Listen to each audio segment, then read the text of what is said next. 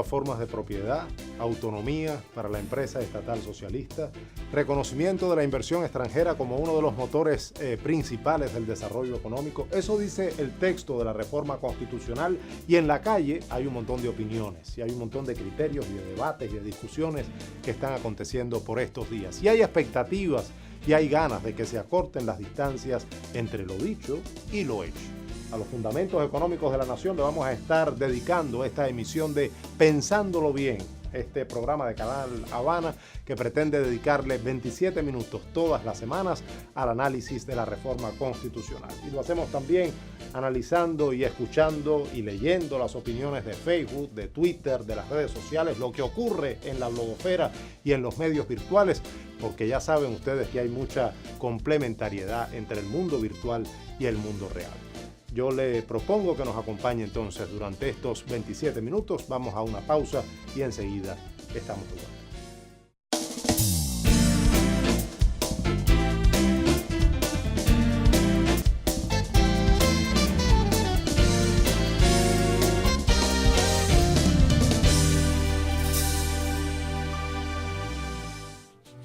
Y ya recibimos a los invitados de esta emisión. La primera, una jurista, profesora de la Facultad de Derecho y además conduce los destinos de la Facultad de Derecho desde hace algún tiempo, Marta Moreno.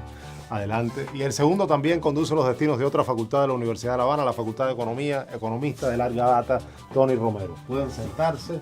Podemos prepararnos para iniciar la discusión. No los he invitado a un consejo universitario, sino a un programa de televisión. Ya saben que vamos a estar discutiendo en torno a los fundamentos económicos que están contenidos en la reforma constitucional durante los próximos 27 minutos. Acompáñenos, una pausa y enseguida estamos bien.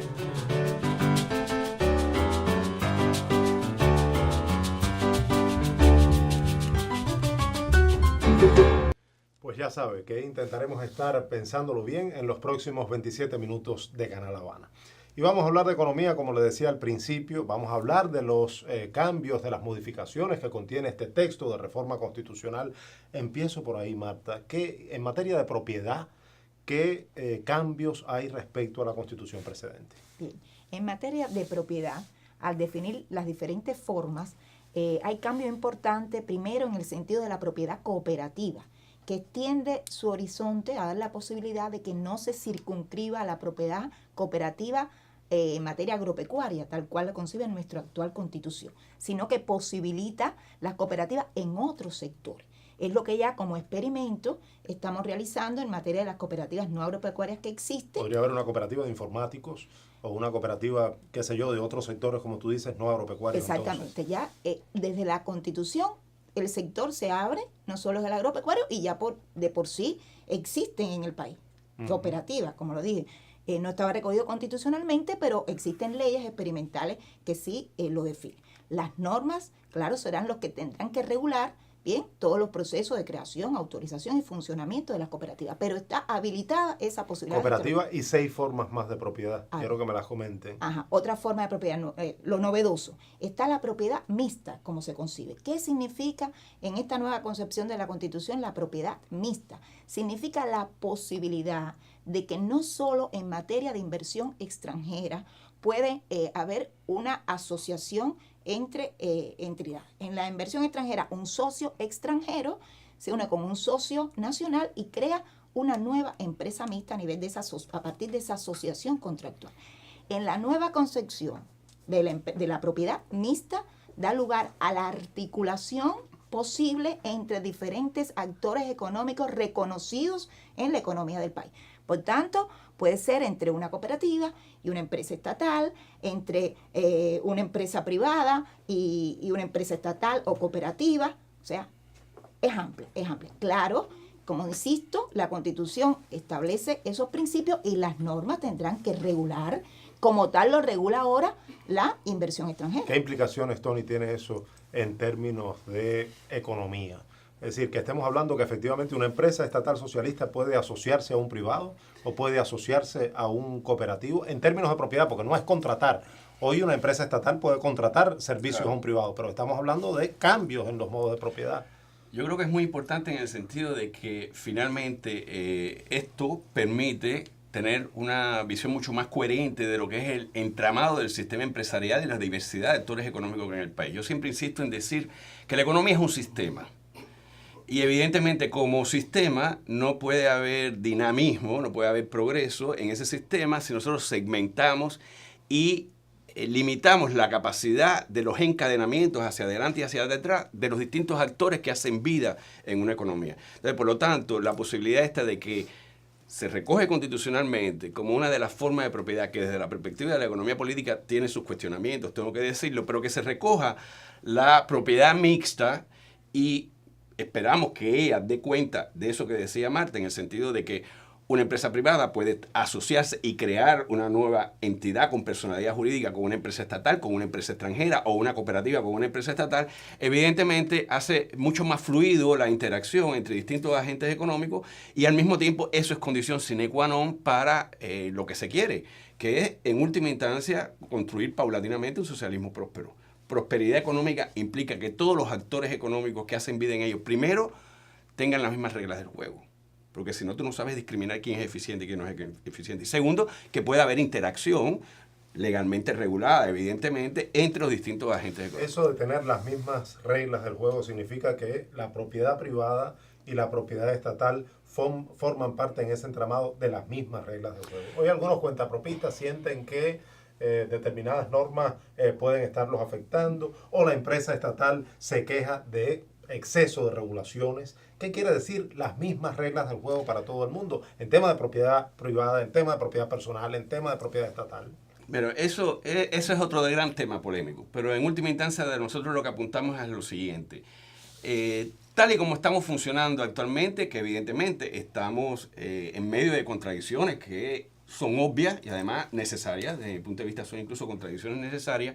Bueno, pues se ha tratado de establecer determinados marcos normativos, por ejemplo, para el sector no estatal, para el sector cuentapropista, que le llamamos cuentapropista, que paradójicamente no tiene las mismas garantías que tiene el sector estatal, pero al mismo tiempo algunas veces tiene más garantías y más beneficios que lo que tiene la empresa estatal. Entonces eso crea evidentemente una disonancia en términos de incentivo, en términos de capacidad de maniobra, que eso hay que resolverlo, porque entonces tú a priori, desde el punto de vista normativo, estás penalizando o beneficiando a determinados actores económicos en determinadas actividades que a lo mejor desde el punto de la racionalidad, desde el punto de vista de la racionalidad económica. ¿El espíritu de la reforma constitucional resuelve esas disonancias? A ver, porque cuando preguntaste de la forma de propiedad, hay una importante que no te mencioné, que es la propiedad privada. Hay que explicar eso. Nosotros tenemos un trabajo por cuenta propia, reconocido desde hace años legalmente, pero a partir del decursar de estos trabajos por cuenta propia se le dieron prerrogativas. Están contratando fuerza de trabajo y eso ha hecho que tengamos que repensar, porque ya no son trabajadores por cuenta propia. De hecho, ya en ocasiones son pequeños negocios, pequeños empresarios que no tienen por la Constitución un reconocimiento, un cauce legal. Por eso es tan importante el reconocimiento de la propiedad privada. Mucho se discute que no están reconocidos los actores que responden a esa forma de propiedad. Yo creo que el hecho de reconocer la propiedad privada significa que posteriormente en las normativas se deberán reglamentar el funcionamiento, cómo operarán los pequeños negocios, las pequeñas empresas, las medianas empresas, las empresas familiares, y en esas regulaciones, por supuesto, tendrán que prescribirse estas cuestiones. Pues ya sabe que estamos discutiendo en torno a los fundamentos económicos que están contenidos en la reforma constitucional y que se debaten, se discuten por estos días en toda Cuba. Vamos a Adriana Robreño, lo había prometido al principio, la periodista que nos acompaña también para pulsar el tono, el clima de la conversación en las redes sociales, en Facebook, en Twitter y en los medios digitales. Adriana, hago contacto contigo.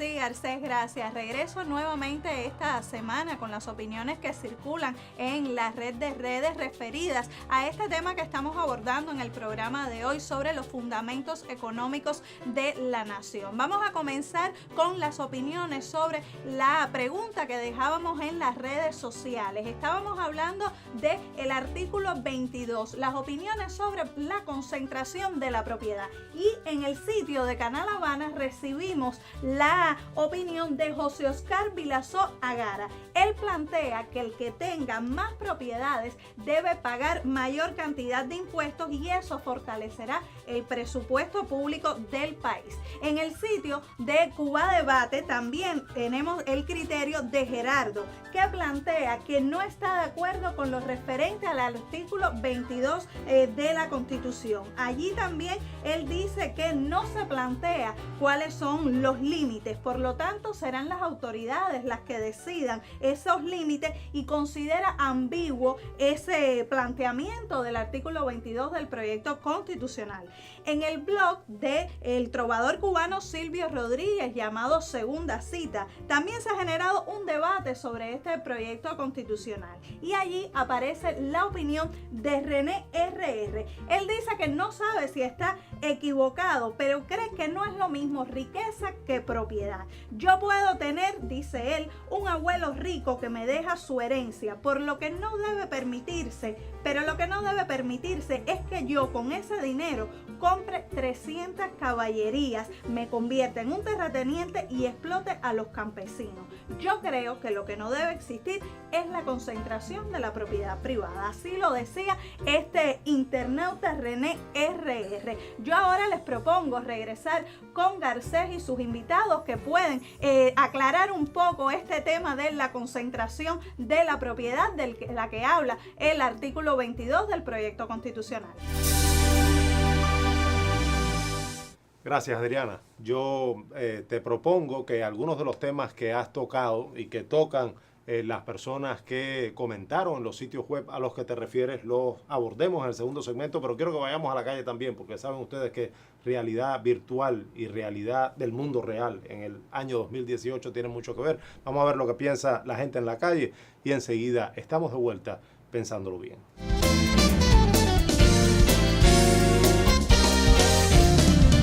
O sea, la forma de gestión cooperativa es un método novedoso, un método bueno en el que las personas logran mayor eficiencia.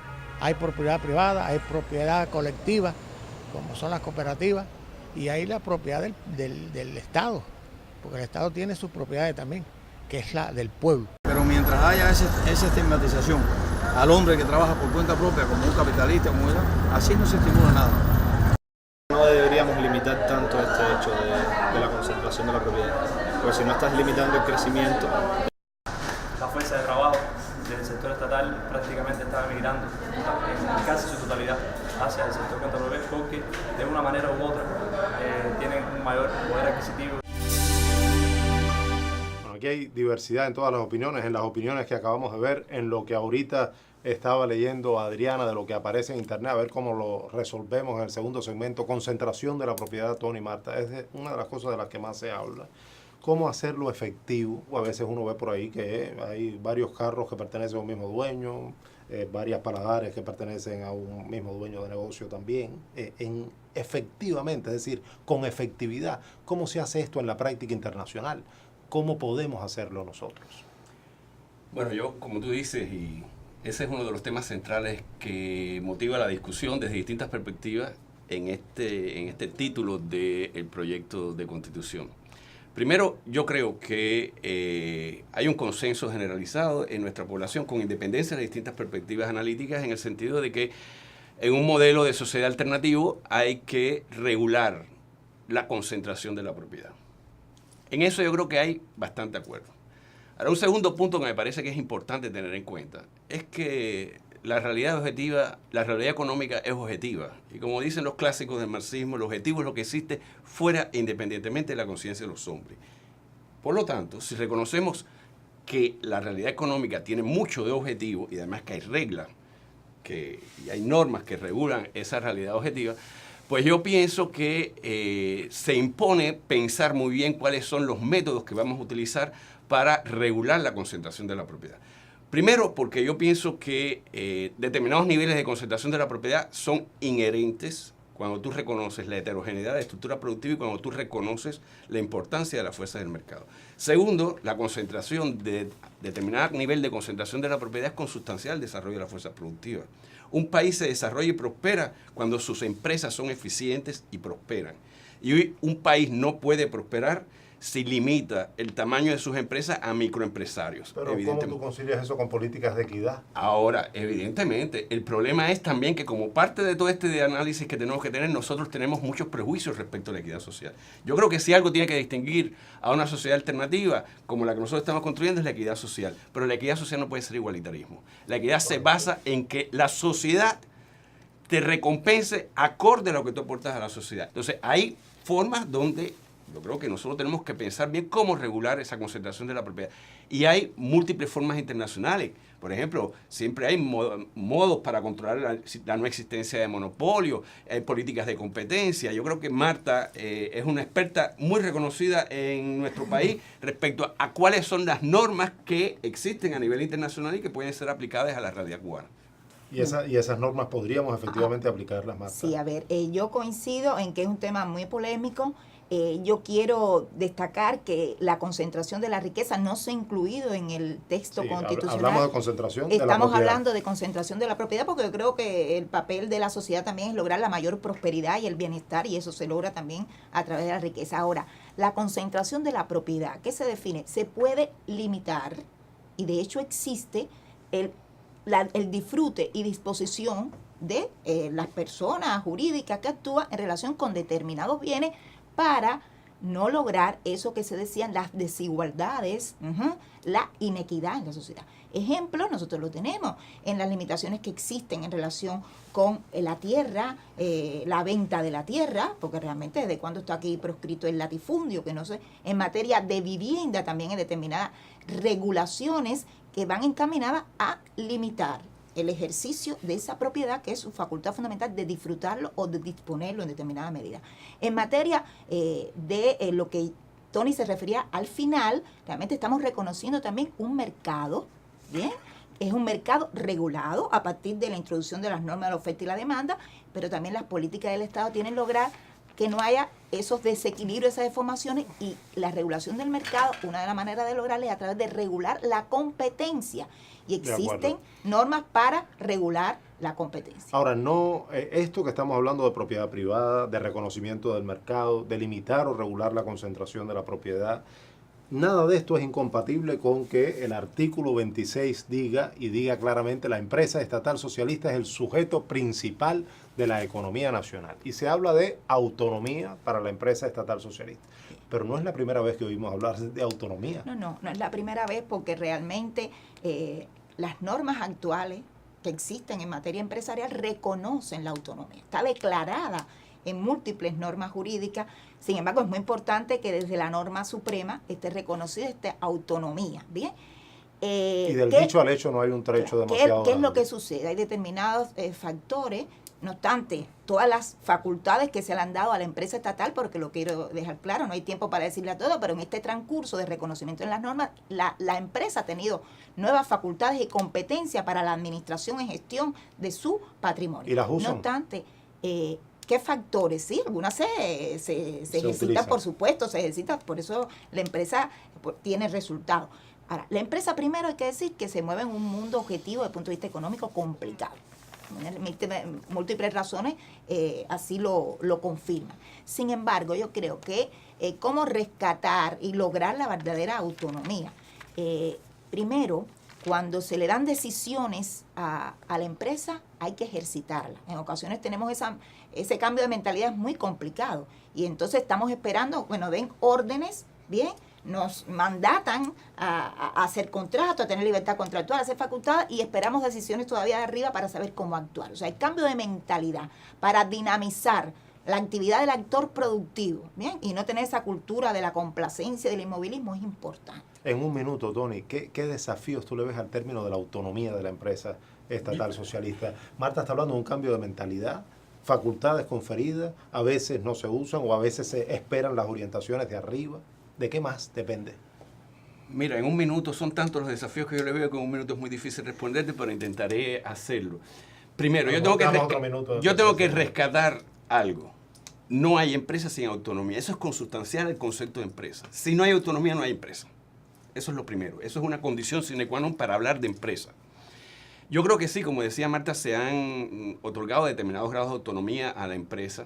Sin embargo, lo que siempre nosotros los economistas discutimos es que la economía es un sistema. La empresa no es un ente al margen del entorno. Entonces, le damos autonomía, pero al mismo tiempo le quitamos la posibilidad de ejercer esa autonomía porque no modificamos el entorno. Vamos a dejarlo aquí. Yo sé que esto se está calentando y que nosotros podemos retomar en el tercer segmento. Efectivamente, un país es un todo, pero un todo tiene que ser la integración de las partes. Si nosotros incidimos sobre una parte, pero esa parte no puede interactuar con todo el sistema de relaciones que lo conforma de manera eficiente, es muy difícil dar el salto. Lo que estamos discutiendo no es solo el texto constitucional. Yo espero que usted se haya dado cuenta de que, pensándolo bien, está dedicado a la letra, pero también está dedicado a la realidad, a las condiciones objetivas que permitirían o que van a permitir, como parte de un camino y de un proceso, que la realidad se convierta en norma, se convierta en una práctica social. Siga con nosotros, que todavía tenemos chance de conversar en un tercer segmento, pensándolo bien. En este taller se han restaurado muebles del Capitolio Nacional, el Tribunal Supremo y el Teatro Martí. Es un trabajo conjunto entre la Oficina del Historiador de La Habana, el diseñador industrial Luis Ramírez, artistas inscritos en el registro de creador y algunos muchachos graduados en la Escuela Taller Gaspar Melchor de Jovellanos.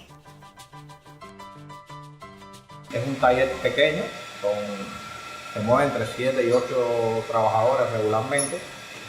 Es una escala bastante controlable y organizada, y no hacemos grandes producciones a gran escala. Más bien nos enfocamos hacia trabajos muy específicos con una alta elaboración manual y que requiera de mucho detalle a la hora de las terminaciones, a la hora de los ensambles, los acoples y el resultado final. Afirma Luis Ramírez que la relación entre Estado y privado ha funcionado perfectamente, el cual se avala por un contrato oficial que establece las pautas en ambas partes. Es un trabajo que ha demostrado que es válido, que los resultados son palpables, lo podemos ver incluso en la reparación, restauración, remodelación, fabricación de muchos de los productos y producciones que se hacen para las diferentes obras del Estado, como hoteles, escuelas, hospitales, instituciones, y en los cuales la relación entre el Estado y el privado ha funcionado perfectamente. Por supuesto, siempre avalado por un contrato oficial donde se trazan las pautas, donde se trazan las obligaciones, los deberes de cada cual, y las fechas, las normas, las calidades, los tipos de materiales, y es de obligación mutua el cumplimiento de cada una de las partes de estos contratos. Esto normalmente se hace en el caso del Ministerio de Cultura a través de varias instituciones que nos representan con su aparato legal comercial. A partir de la relación de trabajo entre el taller y la oficina del historiador, se elabora previamente un contrato donde se definen las materias primas necesarias para el inmobiliario. Y es la propia oficina del historiador quien abastece tal producción con todos los materiales que ésta lleva.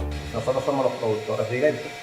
Nuestro taller es productor directo y tiene una maquinaria mínima de personal no productivo, lo cual nos garantiza una rentabilidad superior y una productividad mayor. En eso se revierte el mayor beneficio, que además del aporte, el gran aporte que damos al Estado por medio del pago de los impuestos, nos satisface lo que ganamos. Estamos complacidos con lo que recibimos desde el punto de vista económico, pero también con lo que recibimos desde el punto de vista espiritual. Yo creo que hace falta más de un programa para el tema de la empresa estatal socialista, para el tema de los fundamentos económicos que están recogidos en la Constitución, porque obviamente hay dos debates. Uno, el que usted está viendo. Nosotros seguimos debatiendo también aquí en estudio con parte del colectivo de Pensándolo Bien en torno a temas que obviamente atañen al desarrollo y al país que nosotros pensamos y queremos. Vamos a Adriana Robreño nuevamente, que sintetizó, que compiló algunas de las opiniones que la gente está expresando en los sitios virtuales. Sí, Garcés. Aquí traigo otras opiniones que circulan en el mundo virtual. Comenzamos con la opinión de Josué Sarría, que nos escribió a nuestro correo pensándolo bien @canalhabana.icrt.cu. Él decía que la empresa estatal socialista, con la autonomía del artículo 26, puede lograr el incremento salarial tan necesario para nosotros los trabajadores cubanos. O sea, él pide que si una empresa estatal socialista es eficiente, pueda elevar los sueldos de los trabajadores. Uno de los asuntos más comentados en los debates que se dan en la red de redes es precisamente el salario y su correspondencia con el trabajo. Al respecto, Guevara 88 dijo en el sitio web de Cuba Debate que garantizar salarios adecuados, acordes con el costo de la vida, es importante, porque solo así podrá volver a ser el trabajo la motivación cimera de una sociedad que construye su socialismo.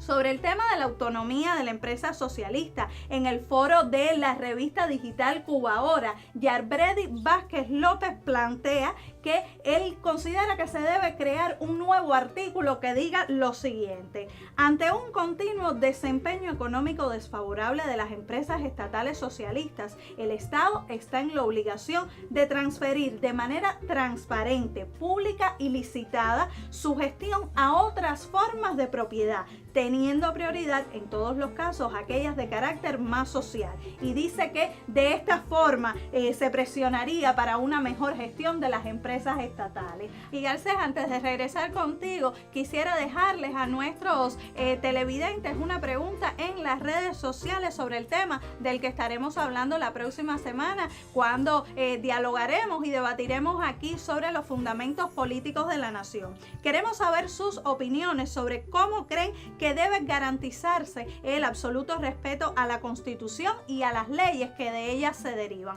Esperamos sus criterios en nuestras redes sociales, por nuestro correo electrónico, y ahora yo les propongo que continúen debatiendo sobre el tema que nos ocupa esta semana, que son los fundamentos económicos de la nación. Y me llama la atención, Adriana estaba hablando ahora mismo, lo escucharon seguramente, en torno al tema de la empresa estatal socialista. ¿Qué pasa, Marta, si una empresa, hay alguien que dice ahí, si una empresa quiebra o si una empresa es ineficiente, debería pasar a otra forma de propiedad? ¿Eso está concebido en el texto constitucional? ¿Puede pasar así? Es una novedad importante del nuevo texto constitucional. La Constitución actual establece que la empresa solo responde con sus recursos financieros. Por tanto, no le puede embargar su patrimonio. El proyecto de nueva Constitución establece dentro de la propiedad socialista de todo el pueblo determinados bienes que por su importancia y estrategia son los que conocemos como bienes de dominio público, no pueden ser embargados, no pueden ser enajenados, pero hay otra categoría de bienes, de patrimonio de la empresa estatal, que sí pueden ser embargados a partir del proyecto de nueva Constitución. ¿Qué significa? Que si la empresa estatal es insolvente, es ineficiente, no cumple sus compromisos, por tanto sí puede ser liquidada, puede pasar a otras formas de gestión no estatal de la economía. Eso se concibe en nuestros lineamientos de la política económica y social del partido y la revolución. ¿Y cuál es la autoridad que está facultada para hacerlo? Bueno, a ver, eso llevaría a que tendremos que implementar en nuestro país leyes de insolvencia patrimonial con el objetivo de facilitar la liquidación de esa empresa, declararla en estado de insolvencia, se le puede embargar parte de su patrimonio y por supuesto ser liquidada. Esto es muy importante. En los países se habla de las leyes de quiebra, pero tener presente que pueden existir determinadas empresas de interés público, de interés estatal, que el objetivo primeramente es salvar a la empresa, rescatar a la empresa, conservar a la empresa. Pero realmente las empresas que de manera permanente tienen que estar subsidiadas por el Estado son ineficientes, por supuesto, deben ser liquidadas, declaradas en insolvencia o pasar a otra forma de gestión. Nosotros no tenemos antecedentes de eso hoy en el país. No. Porque las normas jurídicas que tenemos no lo prevén. Pero en la práctica internacional, efectivamente, una empresa quiebra y una empresa pertenece al Estado e incluso puede ser licitada dentro del sector privado. Esa es una práctica internacional, pero no solamente quiebran las empresas públicas, las empresas estatales, quiebran también las empresas privadas. Y evidentemente, como dice Marta, todos los países tienen dentro de su normativa jurídica leyes que tienen que ver precisamente qué hacer y cómo hacer cuando se presenta este tipo de cuestión. Yo sí quiero destacar una cosa, porque hay veces que los economistas somos mal interpretados. Nosotros pensamos que evidentemente es importante hacer esto, pero también tenemos que decir que hay empresas que por su naturaleza y en función del interés público se le puede alargar mucho más el periodo de, digamos, de subsidio, porque obviamente nosotros tenemos que considerar ante todo que todo esto que estamos hablando de economía es ante todo social, tiene impacto social. De acuerdo. Ahora, yo reitero el artículo 26 de la empresa estatal como base, como sujeto principal de la economía nacional, para que ustedes me redondeen un poquito ideas en torno a las cuales estábamos hablando en el segmento anterior. Esto es una gran responsabilidad. Efectivamente, como ustedes han dicho, hay empresas que son ineficientes, que viven de subsidios, que se mantienen en el tiempo, pero que no cumplen una y otra vez con sus planes de producción. Entonces, ¿qué desafío tenemos para la empresa estatal socialista en lo adelante con este texto? Bueno. Yo, como te decía, son muchos los desafíos, pero insisto, la empresa estatal socialista es el eslabón básico, porque evidentemente estamos hablando de un modelo de país alternativo al capitalismo que tiene como horizonte el socialismo y por lo tanto el sector estatal es importantísimo. Hablamos de la autonomía de la empresa. Y yo decía factores que hacían que no obstante estar reconocido en ocasiones no se ejercita. Es importante, en el país estamos transitando por un proceso de reorganización estructural, funcional de los organismos. Yo creo que eso es muy importante. Es un estudio que tiene que ser de un prisma económico y legal. Porque reorganizar, definir la estructura organizativa, las funciones, ¿qué significa separar funciones estatales de empresariales? ¿Cómo ejercer la atención, la regulación, el control?